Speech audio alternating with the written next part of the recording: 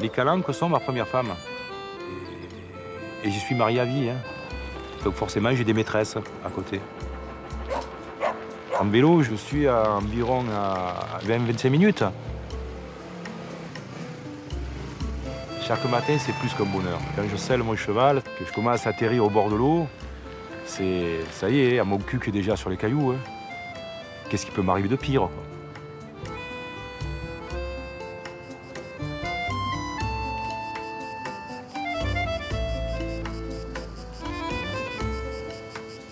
Je suis un vrai Marseillais dans le sens où j'y suis né, j'y ai grandi, mais mes origines sont de l'autre côté de la Méditerranée. Les calanques, c'est Marseille, bien sûr. Et heureusement, c'est chez nous, ça. Hein. C'est 8e et 9e arrondissement, de Calelongue à Port-Miou, quasiment. C'est chez nous. Comment allez-vous? Bien. En forme? Et toi? Salut, jeune homme. Salut. Salut, David. Va bien? Ginette, comment vas-tu? Super. Respect, Cathy. Salut. Ça va? Alexis. Salut, Camille. Alors? Il y a des œufs aujourd'hui? Ok, tout le monde est fin prêt? Merci. Parfait. Ce lieu m'inspire une grande liberté, oui, très très grande liberté. Un espace large, grand, indéfinissable. Alors regardez en face de vous, il y a deux jolis pins d'Alep, là, on les appelle les jumeaux. C'est pas pour rien, ils se ressemblent beaucoup, hein. C'est deux frères en fait. Alors, au bout, on trouve le Cap Canaille, c'est les Soubéranes, donc les plus hautes falaises de France maritime, depuis son sommet. Et à l'extrémité sud, le bec, donc le bec de l'Aigle, cette jolie pointe qui s'avance vers le large. C'est de l'autre côté, Nabil, C'est la Côte d'Azur. Par contre, on ne se mélange pas, nous les Marseillais, j'y tiens. Hein. Vous avez raison. Et à nous Des et le fois, ça reste du déplaise, monde, c'est hein, dommage. pour la boutade, bien sûr. Ça, j'y tiens, je le dis. Hein. Calelongue, Port-Miou, faciès calcaire tout blanc. Après, c'est les étrangers. Les étrangers. Bienvenue aux étrangers.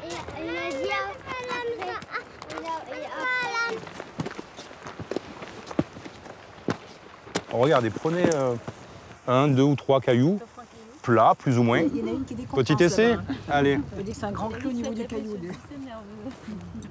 voilà. Et la fleur? Et la fleur, tu prends une ou deux fleurs sur les sommités. Hein. Aux extrémités, c'est toujours beaucoup plus sucré que sur les rameaux latéraux. Un petit peu sur le caillou. Oh, vous n'allez pas m'avaler le caillou. Hein. Pas d'estoufaga. Hein. Oh là là. Juste une, voilà, ça touche pas suffit. au caillou, hein. Qui veut goûter? Non, volontiers. Tu veux goûter, Camille? Camille, un caillou. Et vous, vous léchez le caillou. Hein. On le fait avec... Avec une petite fleur dessus. Si vous voulez mettre des fleurs, allez-y. Ne t'inquiète pas. Hop là, la gouttelette. Alors, tiens moi encore. Attention la cagagne. Hein. Goulu. Voilà ce que ça donne. Hein. Super bon. Essaye. Il y a du goût. Alors? C'est une merveille, c'est simple. C'est très Il n'y a rien de compliqué. Hein. C'est indécent, 5 tellement espèces c'est bon. La cuisine, c'est pas compliqué. de végétaux, en l'occurrence de la famille des labiatées, donc romarin, thym. Les autres, c'est le petit secret. Mais tout est ici. La première fois que je suis venu dans les calanques, il s'est passé quelque chose de très fort. J'avais bien, je dirais, autour de 6 ans. Et là, je suis directement rentré dans le décor avec ma grand-mère. Cueillir un peu le thym, un peu le romarin, pour la cuisine, entre autres. Et là, j'ai eu un espèce de déclic qui, comme un aimant, qui m'attirait vachement. Et en rentrant à la maison, je me suis dit, il faut que j'y retourne. C'est là que ça va commencer. Et c'est là que ça a commencé.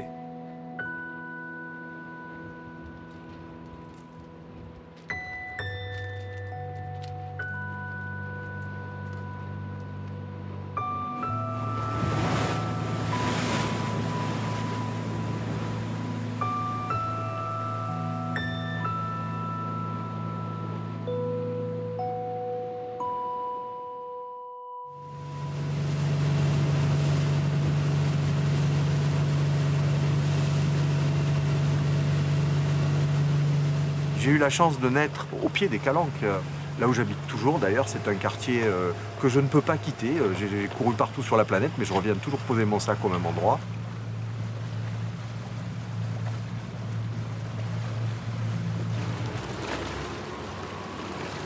Je pense que ce qui attire le plus dans les calanques, c'est vraiment le contraste. La lumière, les formes, les couleurs. On a l'impression que tout ça se heurte et s'entrechoque. Les éléments naissent ici, fusionnent entre eux et renaissent perpétuellement. On a l'impression d'être dans un monde en création. Et c'est vraiment un territoire qui a toujours été exceptionnel, qui depuis l'origine de notre humanité jusqu'à aujourd'hui est un des plus beaux terrains pour l'aventure humaine.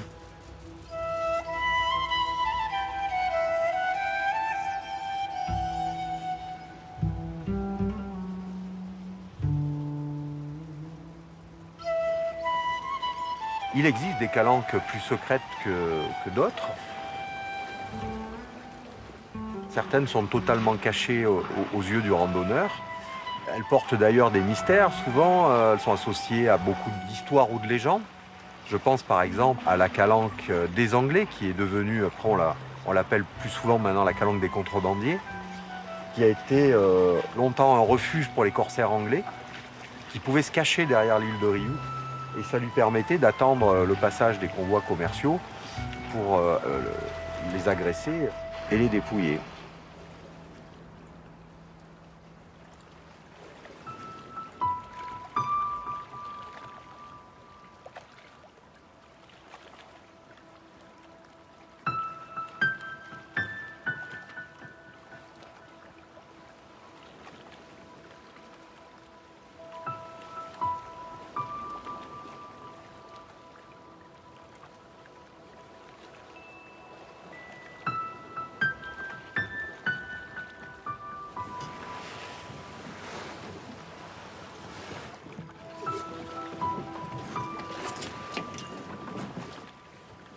Je suis plongeur professionnel, donc un scaphandrier.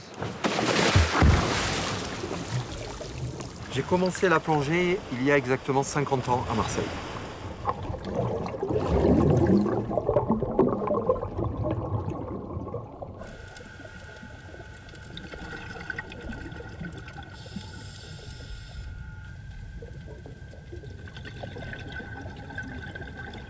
C'est un monde de contraste, le calanque. On a un monde qui est minéral et austère à l'extérieur. Dès qu'on franchit la surface, on va tomber dans un monde où explosent les couleurs chaudes. On va avoir énormément de vie, des poissons partout, des gros, des petits, des énormes.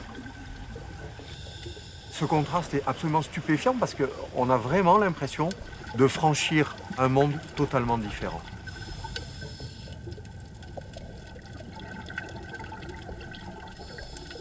On a les mêmes paysages qu'à l'extérieur, c'est-à-dire des grandes falaises qui plongent sur parfois 60-70 mètres sous la mer.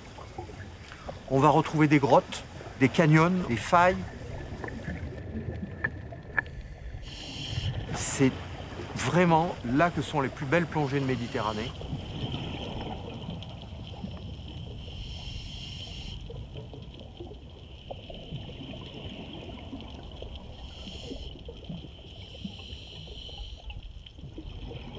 Globalement, l'ensemble des paysages en 50 ans a peu évolué, avec quand même l'impact du réchauffement qui se fait sentir, c'est-à-dire une arrivée d'espèces qui normalement ne subsistaient que dans le bassin oriental de la Méditerranée.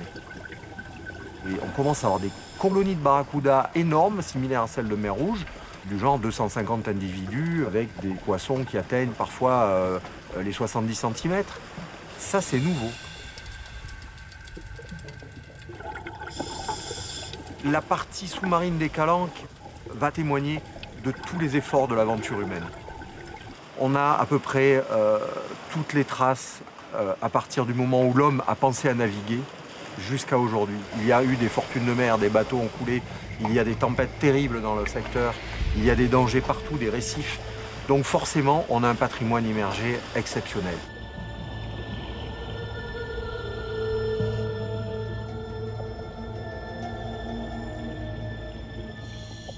Le Liban, c'est un paquebot qui a coulé au tout début du XXe siècle et qui transportait essentiellement des écoliers et leurs familles. Et ça a été un drame humain majeur, il y a eu plus de 300 morts.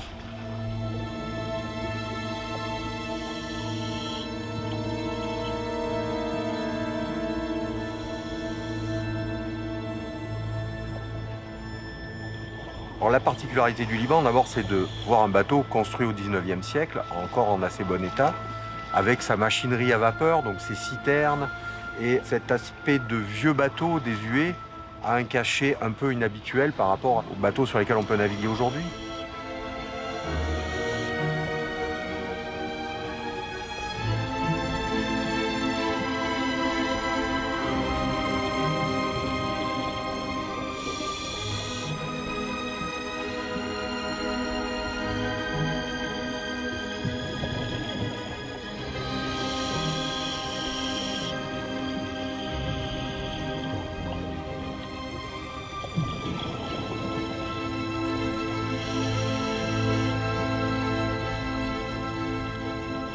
La plus grande aventure que j'ai pu vivre autour de la découverte d'une épave, c'est bien sûr la découverte et l'identification de l'épave d'Antoine de Saint-Exupéry, qui sera un très long travail d'enquête. Et l'intérêt va devenir majeur quand un pêcheur des Calanques va remonter dans ses filets une gourmette marquée au nom d'Antoine de Saint-Exupéry. Le plus incroyable, c'est que l'épave de Saint-Exupéry, je la connaissais, mais je ne savais pas que c'était l'épave de Saint-Exupéry. Et à un moment donné, j'ai la confirmation que j'attendais, et ça se fait bien sûr en plongée sur l'épave. C'est-à-dire que je me dis, si c'est l'avion de Saint-Exupéry, je dois trouver tel type de pièce à tel endroit, et je trouve la pièce. Ça a été le plus grand moment d'émotion dans ces recherches, parce qu'à ce moment-là, il se trouve que je suis seul au fond de la mer, et que j'ai cette pièce dans la main, et que je la regarde, et je me dis, bon sang, mais c'est l'avion du Petit Prince.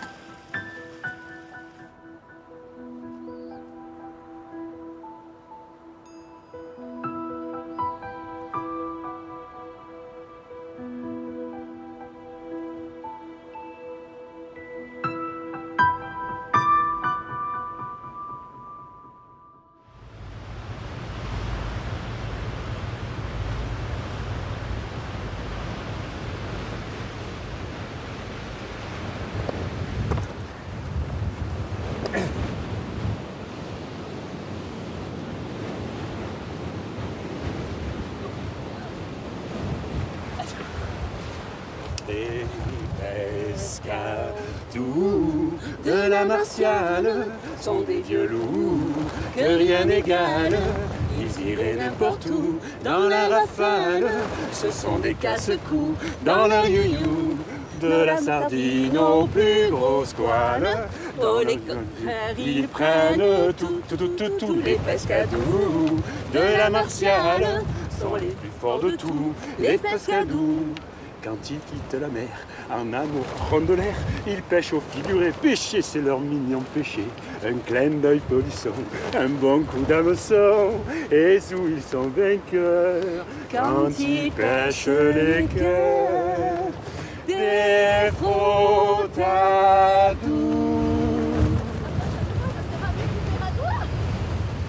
Marseille a eu une période importante dans les années 1930. C'est l'époque des extraordinaires opérettes marseillaises.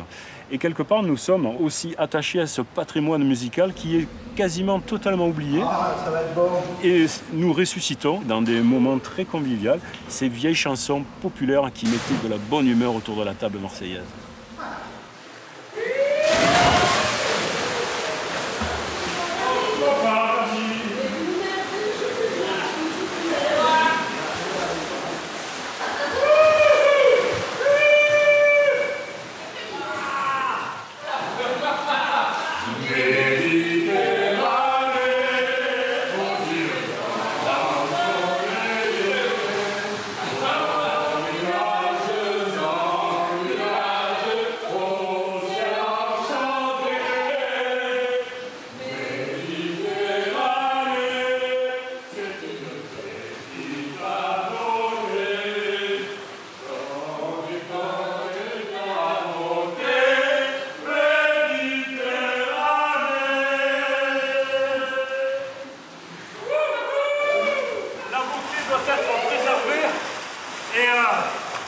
La rareté fait le côté exceptionnel.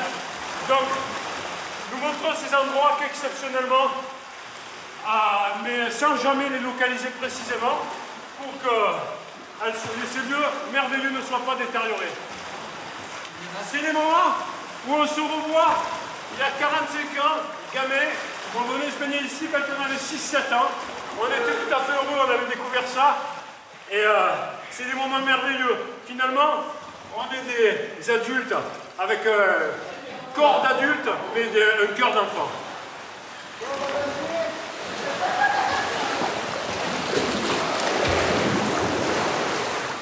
Allez les amis, à l'amitié, au calanque et à la vie. Ouais. Santé. Santé les amis. Au calanque, hop, hop, à nos randonnées. Et que nos femmes ne soient jamais veuves.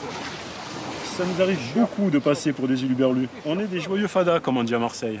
Mais on est heureux. Vous savez, les fous, s'ils sont heureux, on n'a pas besoin de beaucoup. On parle, on rigole, on chante. Et rien ne vaut l'amitié, la fraternité autour d'un bon verre avec deux glaçons.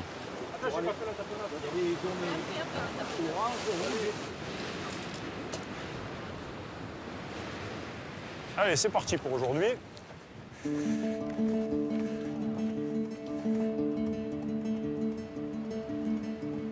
Les calanques, pour moi, c'est un terrain de jeu qui n'a jamais évolué. Il est dans son état naturel tel qu'il a été depuis des millions d'années. Par là, c'est très glissant. C'est du vent. Faites très attention. C'est magnifique ce passage. Très glissant. Chaque jour est différent. Chaque lieu, même si c'est le même, on a l'impression qu'ils sont différents. Il y a une succession de verts, de blancs qui imprègnent la rétine et qui nous émerveillent à chaque fois. Je prends la petite corniche du bas. Le sac à dos. La petite corniche du bas. Ouais.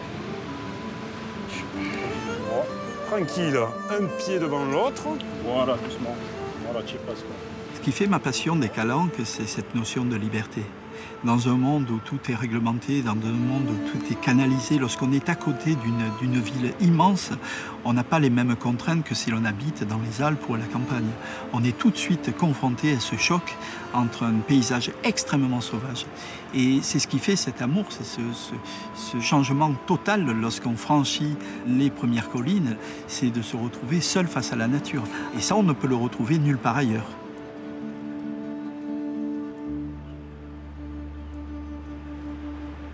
Celui qui connaît l'histoire des calanques maîtrise parfaitement l'histoire de Marseille. Et il est beaucoup plus facile d'aborder de manière ludique l'histoire de Marseille par les calanques que d'aller directement dans Marseille et de visiter un musée d'histoire. Lorsqu'on passe sur ces sentiers, il nous arrive de trouver quantité de petits objets totalement insolites, comme par exemple des clous de sandales romaines que l'on trouve sur ces sentiers et qui sont là et qui nous attendent depuis plus de 2000 ans. C'est particulièrement étonnant d'avoir dans le creux de sa main un clou romain qui a été porté peut-être par un centurion sur ces sentiers qui surveillait les allées-venues des bateaux il y a 2500 ans. C'est étonnant. Attention à la bouteille.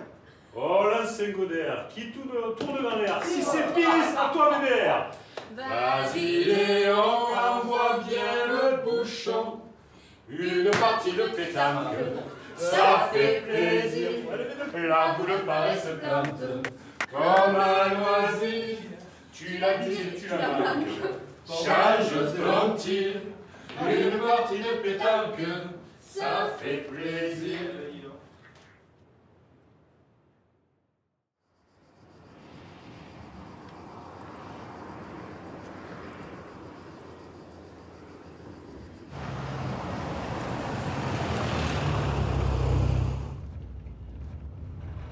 Les premières impressions quand j'arrive sur les calanques, c'est un peu chaque fois la même chose. J'ai l'impression d'arriver sur un autre continent, d'être au fin fond de la Chine ou avec les paysages qu'il y a là-bas. C'est très dépaysant et c'est incroyable. Ça fait un bol d'air, on perd tous les repères et c'est juste magique. C'est comme si en voyage, on n'a pas l'impression d'être vraiment sur l'Europe parce que c'est très différent de tout le reste qu'il y a sur ce continent. Je suis valaisan d'origine, mais actuellement j'habite sur Genève depuis plus de 20 ans. Je suis photographe professionnel, naturaliste. Je suis attiré principalement par les oiseaux, surtout la nuit, et le symbole des oiseaux nocturnes me passionne depuis plus de 25 ans. Magnifique. Facile à voir des oiseaux là, en plein soleil comme ça, ils sont tous planqués. Salut Christian. Salut Alain. Ah. Attends, je débarque. Salut Alain. Ça va? Content de te voir. Depuis le temps? De voir, ouais. Je te laisse embarquer. Ouais. Hop là. Allez, vas-y. C'est parti.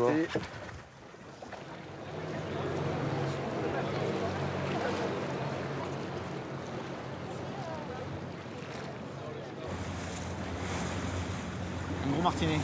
Ouais. Alain, c'est une rencontre humaine en premier lieu.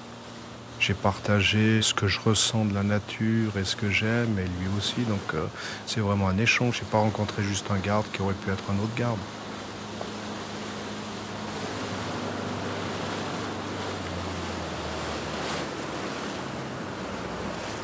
Pendant l'été, les oiseaux quittent les îles.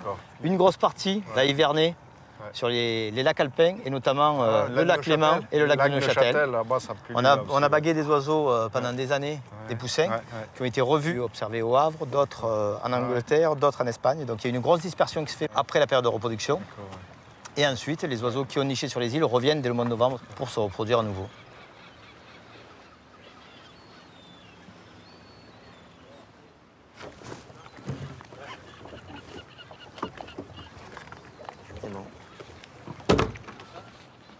Je suis un peu le gendarme de Riou, un gardien du temple. Comme il y a des gardiens de musées qui vont protéger la Joconde ou les grandes œuvres d'art, on est sur un musée à ciel ouvert. On est sur la zone la plus aride de France. Ici, il y a presque 350 mm d'eau par an, donc ce qui fait un climat quasiment semi-aride, très aride. L'archipel de Riou n'est pas accessible à tout le monde, donc il faut des autorisations et tout, il faut être accompagné des gardes. Donc moi j'ai eu la chance et l'occasion d'y aller pour le travail que j'ai fait sur le Grand-Duc, le grand rapace nocturne, donc je suis allé pour ça avec Alain Mante, là, un des gardes. C'est vraiment des moments privilégiés qu'il faut savourer. Ouais.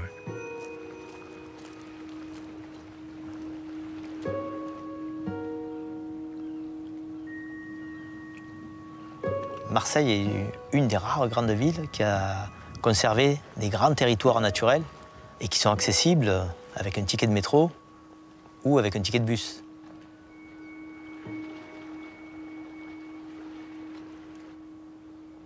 La grosse menace pour ces îles, c'était de voir arriver des activités commerciales et du débarquement de visiteurs en grande quantité, ce que le milieu n'aurait mal supporté, quoi. Bon, on va te montrer notre base. Le cabanon le plus au sud du parc national et le plus au sud des Calanques. Oh là, ah, c'est grand, ouais. Joli. Donc voilà, qui nous sert de base pour le... Ah ouais. Donc c'est spartiate, c'est pas très grand, mais ça permet de rester une nuit ou de rester des fois, parfois plusieurs jours, quoi. Génial, avec les couchettes et tout. Il y a de quoi... Puis tu vois, on a une petite crèche aussi. Alors ça, c'est la crèche de Riou. Ah, la crèche de Riou. Ouais. Ah, génial. En fait, ce sont des petits sujets qui sont arrivés ici, à l'intérieur des goélands. Ah ouais, ils voyagent gratuits. Ils voyagent gratuits. Les goélands, dans les décharges, mangent rapidement les gâteaux, comme ils mangent aussi des os, en fait, tous les restes des repas. Et puis, quand ils arrivent sur les îles, vont rejeter des pelotes de rejection, dans lesquelles tu vas avoir des os, de tout ce qui n'est pas digérable. Et c'est ça qui est intéressant sur ces îles, c'est qu'on part à la base d'un problème de société qui est le gaspillage des ressources alimentaires. On trouve une espèce qui se met à proliférer grâce à notre gaspillage. Donc on a beau être dans un vaste espace naturel, on se retrouve quand même avec confronté à des problématiques d'origine anthropique.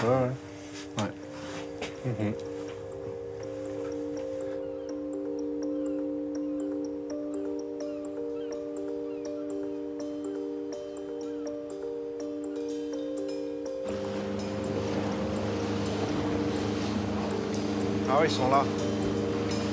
Génial. Là, il y a un groupe.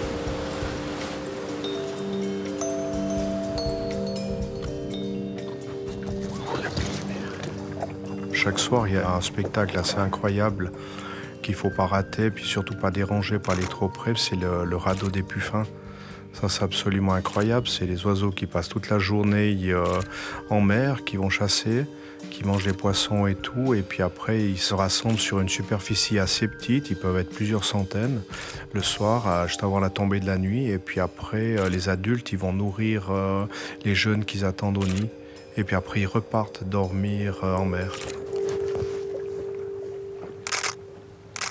Il y a un méga radeau là-bas. Hein. Les puffins sont les albatros de Méditerranée, puisqu'ils vivent comme les albatros. On connaît les albatros sur les mers australes, avec les grands albatros.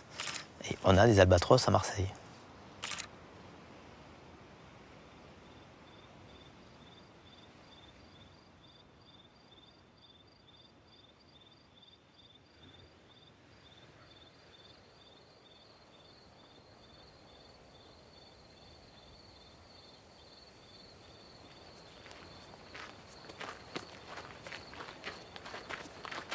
C'est certainement un privilège de venir, même la nuit, pour aller à toutes les missions de contrôle, de suivi des populations d'oiseaux, de bagage de puffins. C'est quand même un privilège de pouvoir accéder à des secteurs où tout le monde ne peut pas accéder, de façon à maintenir ces populations qui sont quand même fragiles.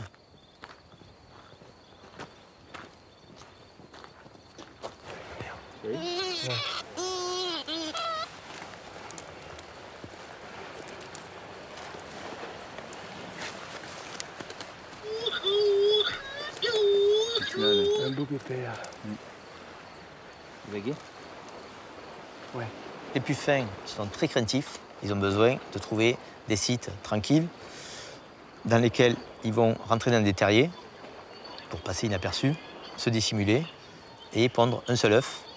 Est-ce qu'il y en a un? On va contrôler la bague. Donc c'est EA 621 118. Je vais le relâcher. Okay.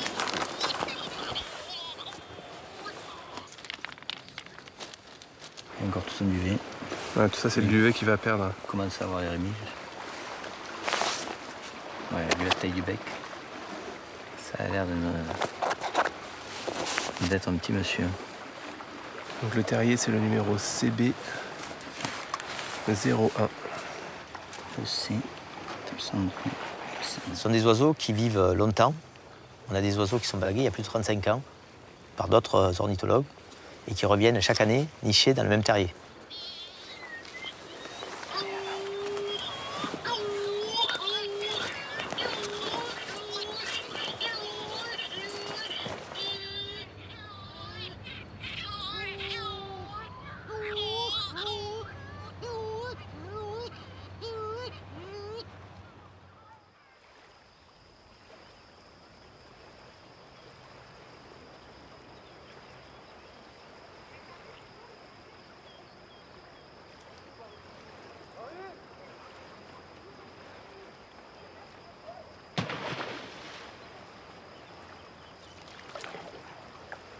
C'est pas beau ça?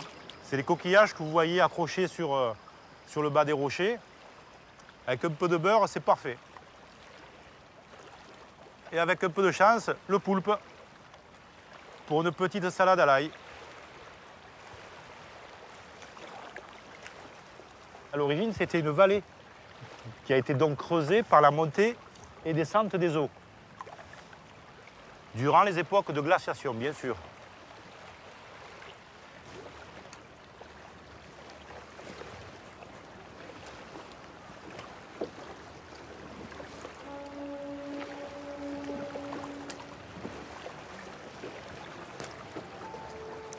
Tranquillement. Hein. Tranquillement. À la Marseillaise, quoi.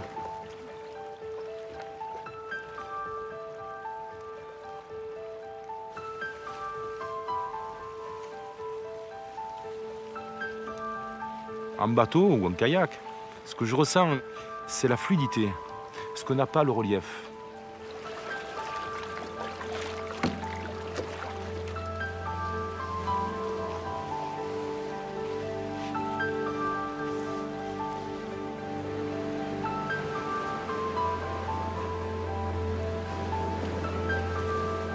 Ce qu'on voit de différent sur l'eau, c'est la perspective.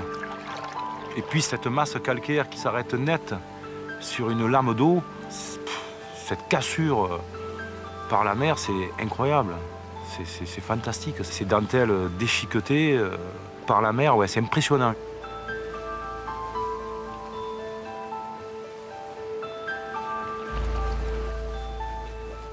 C'est des cloches, c'est des orgues d'église, ça peut faire peur aussi.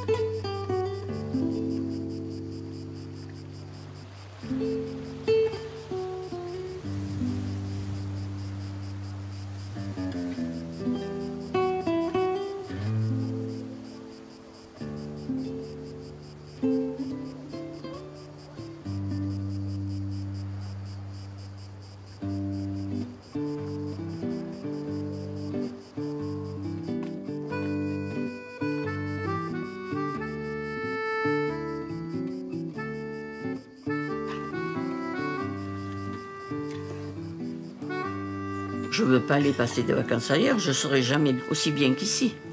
Je préfère mes calanques que Paris, pas d'hésitation.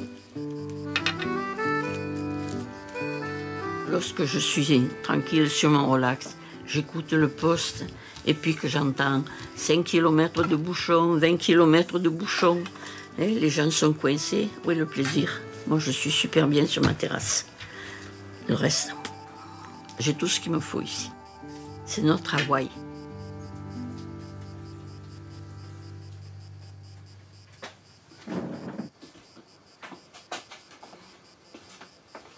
Nous avons un cadre de l'eau tout à portée de main.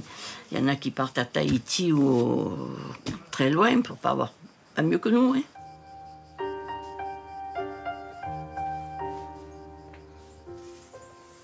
J'ai 86 ans, je suis née en 1929. Ma famille a un cabanon depuis 111 ans.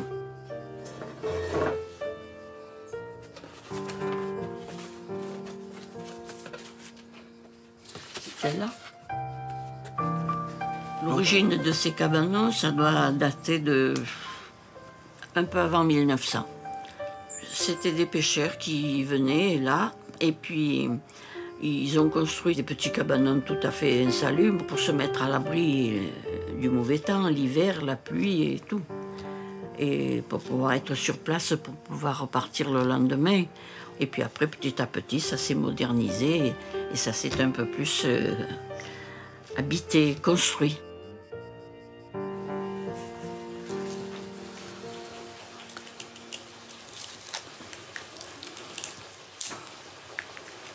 Nous sommes tous locataires. Tous. Même le maire de Marseille, il est locataire aussi.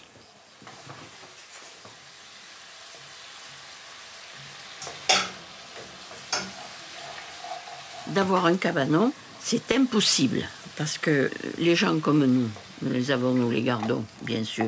Puis il y a les enfants derrière. Moi, j'ai récupéré le cabanon après mon père. Et mes enfants récupéreront après moi. Nous sommes tout à fait privilégiés. D'abord, les touristes qui passent nous disent toujours ici, vous êtes vraiment privilégiés, c'est le paradis. Alors en plaisantant, on leur dit, c'est l'antichambre du paradis.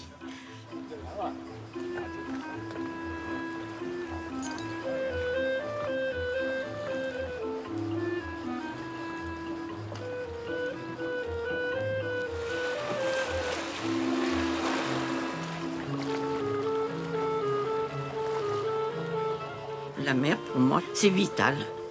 Il faut toujours que je vois la mer de n'importe quel côté que je sois. Et ici, c'est merveilleux parce que je me baigne tout l'été avec mes voisines, mes amis. Et en cette saison, je suis pratiquement toute seule. Alors je considère que le quai, c'est ma piscine privée, c'est ma piscine olympique. Voilà, ça c'est formidable. L'eau est tellement belle, tellement claire, on aurait presque envie de la boire.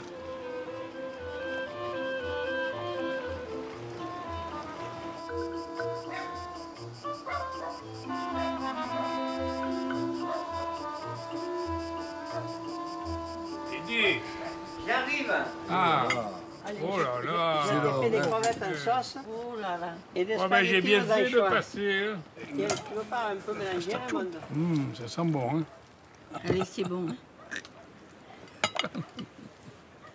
Voilà. Et on a l'impression que Sormieu est à nous, il n'y a plus de grains.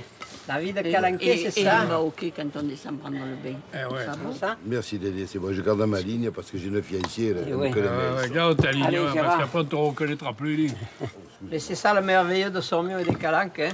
C'est qu'on peut au dernier moment. Non, non, il ne faut pas trop le dire, sinon on va être envahi. Oui. Jean-Claude. Comme disait un de mes À amis, Mazargues, hein. non, à nos femmes, à nos chevaux, Et- à ceux qui les montent. On est fâchés, nous?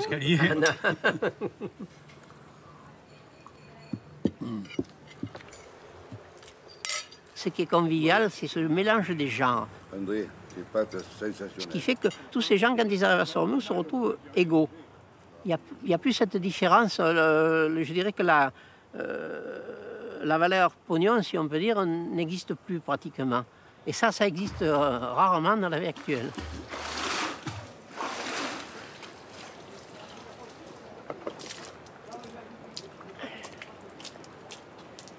Un cabanonnier, c'est un être étrange parce qu'il accepte de mener une vie un peu rustre, volontairement du reste. Il faut absolument que Sormieu reste hors du temps. Il faut que ça reste dans cet esprit, il faut que ça reste des cabanons. Les Calanques, pour moi, c'est pas Marseille. C'est un endroit tout à fait à part. Parce que le mode de vie n'est pas le même, parce que... et puis il y a la beauté du site. Moi, je préfère regarder les falaises de calcaire que le stade Vélodrome, en ce qui me concerne, bien que la majorité des Marseillais préféreront le stade Vélodrome.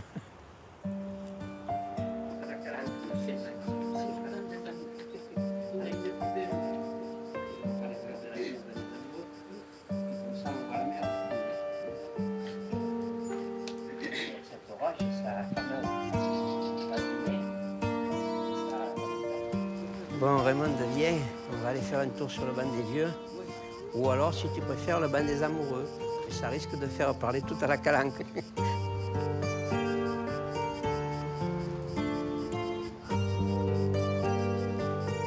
Voilà. Et puis c'est à l'abri du vent, on est bien.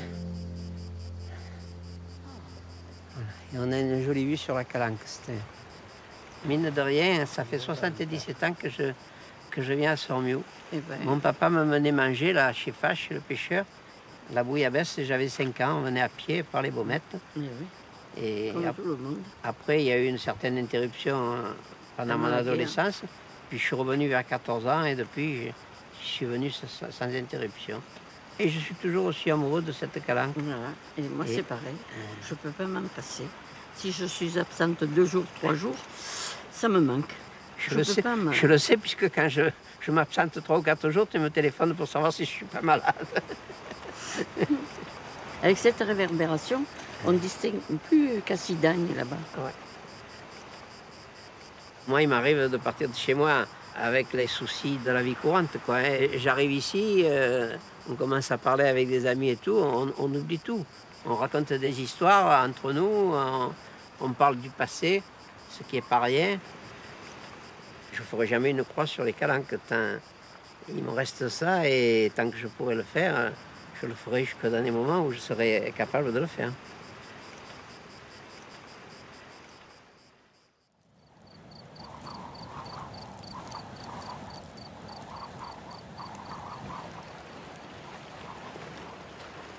Au pied de ces falaises se trouve la grotte Cosquer, l'entrée de la grotte Cosquer. Donc un site absolument fantastique qui a été déclaré en 1991, et sur lequel j'ai la chance de travailler depuis plus de 20 ans, qui est peut-être le plus beau joyau, mais le plus mystérieux, le plus secret de toutes les Calanques. L'accès de cette grotte est très complexe, et c'est ce qui a préservé la grotte aussi longtemps, ce qui fait que les plongeurs ne l'ont pas découverte. Il faut parcourir à peu près 150 mètres de galeries souterraines très difficiles et très étroites pour arriver dans les salles encore exondées et ornées de la grotte.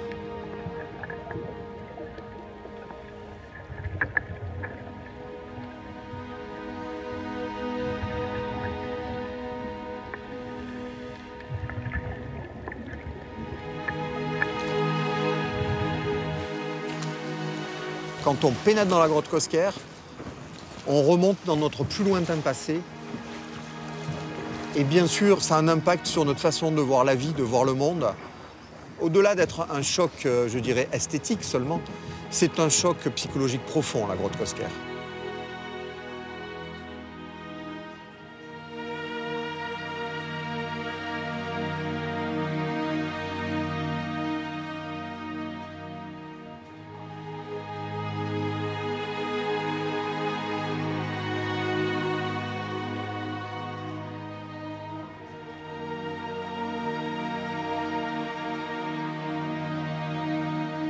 C'est une des rares grottes où on cherche les zones qui ne soient pas ornées. Il n'y en a pas. Les hommes ont laissé des traces partout, ont effacé les anciennes traces, en ont refait par-dessus. Donc c'est vraiment des millénaires et des millénaires d'imagerie dans un cadre absolument sublime.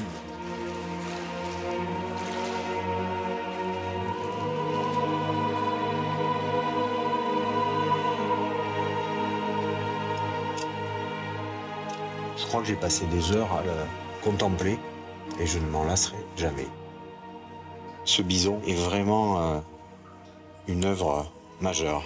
Alors il est de 3/4. On aperçoit les 2 yeux, les 2 cornes et même tout le corps est orienté de 3/4.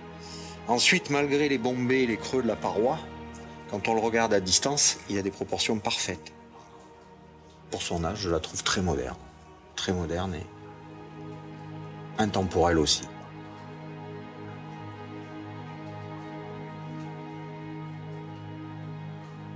Quand on observe ces traces, on aperçoit des petites boulettes d'argile qui ont été projetées par la bouche de l'homme qui a voulu laisser sa trace, en appliquant sa main sur la paroi et en crachotant un mélange d'argile et d'eau tout autour. On se dit, mais c'est pas possible, elle est suspendue comme ça depuis peut-être 28 000 ans, 29 000 ans. On a l'impression que ça vient d'être réalisé et que cette goutte qui s'est séchée va tomber dans le quart d'heure qui suit. Or, ça fait peut-être 30 000 ans qu'elle est présente sur la paroi. Ce décalage temporel est absolument hallucinant.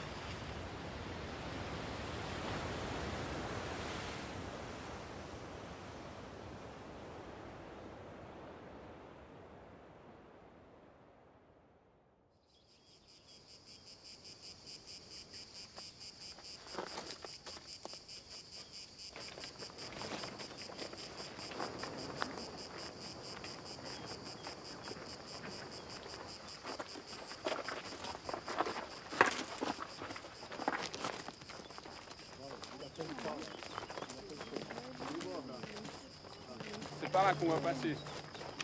Voilà, là on voit les grimpeurs dans le fameux pas Buffat, hein, pour passer de la tour détachée là jusqu'à l'autre côté. Alors c'est clair, c'est un pas qui est un peu stressant. Vous vous en souviendrez longtemps.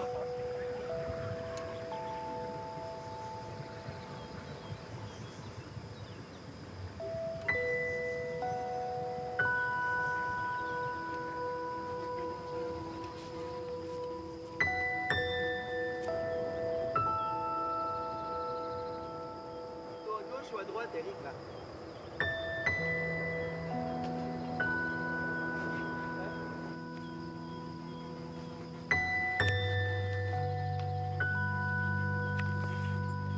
Mon métier dans la vie, des fois je réponds touriste parce que ça m'amuse, passionné.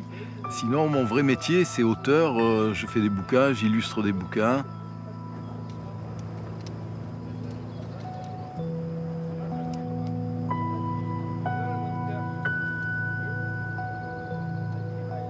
J'ai toujours aimé dessiner, mais j'ai un problème embêtant pour un peintre, c'est que je suis daltonien.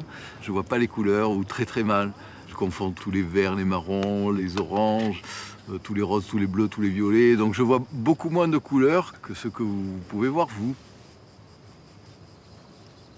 Quand j'ai eu ce problème de santé qui m'a immobilisé, j'ai commencé à peindre, j'ai fait quelques essais, je me suis fait un peu guider au niveau des couleurs en disant est-ce que ça c'est bien, est-ce que ça c'est dans le ton.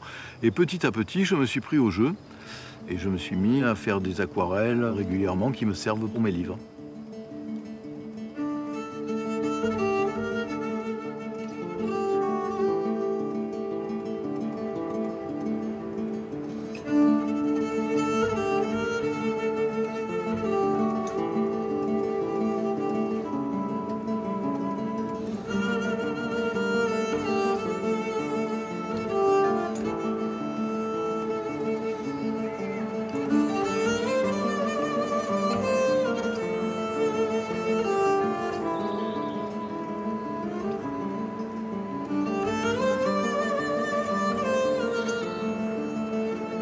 Ce qu'il y a de particulier dans les calanques, ce sont les blancs.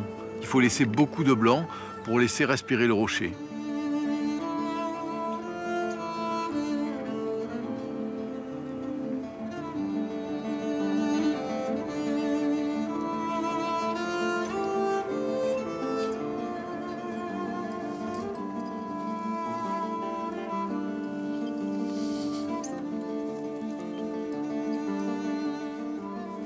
J'ai toujours aimé grimper et parallèlement, j'ai toujours aimé créer des itinéraires, c'est-à-dire ouvrir des voies. Et les premières voies que j'ai ouvertes, j'ai dû ouvrir 100 ou 150 voies dans les calanques. Il y a une certaine fierté à ouvrir. Après, il y a un côté création qui me passionne, encore plus que la fierté. Mais elle y est la fierté, bien sûr. Celui qui dira, l'ouvreur qui dit non, non, je m'en fous complètement des voies que j'ouvre, c'est un menteur. Ça, c'est sûr.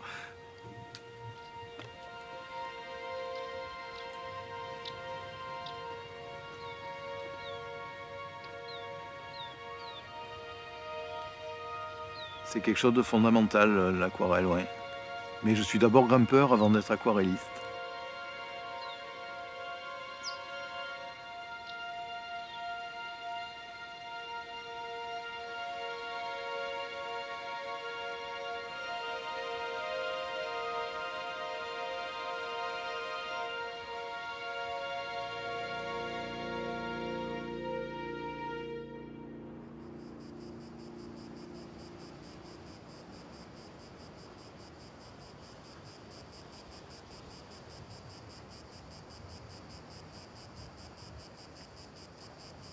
Ce qui me rassure dans les calanques, c'est l'eau, le minéral, la végétation, le bruit des oiseaux, du vent. Ça, tous ces éléments-là sont très rassurants. Hein.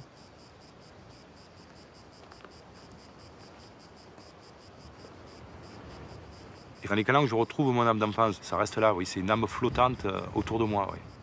Il n'y a vraiment rien à faire. Hein. C'est ici que ça se passe. C'est purement de la magie.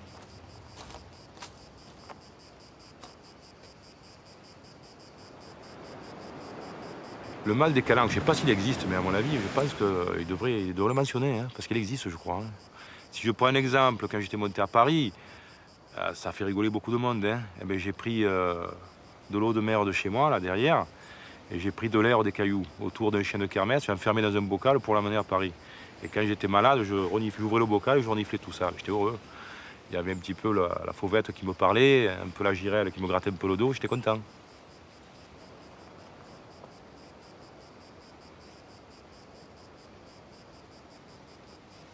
Les calanques, c'est un docteur, un psychiatre, un thérapeute, un marchand de crabes. C'est pour ça que c'est intéressant, quoi. Ça te soigne, ça te donne de l'énergie, ça t'apaise, ça te rend que moins con que d'habitude, quoi. Voilà, ça c'est bien, quoi.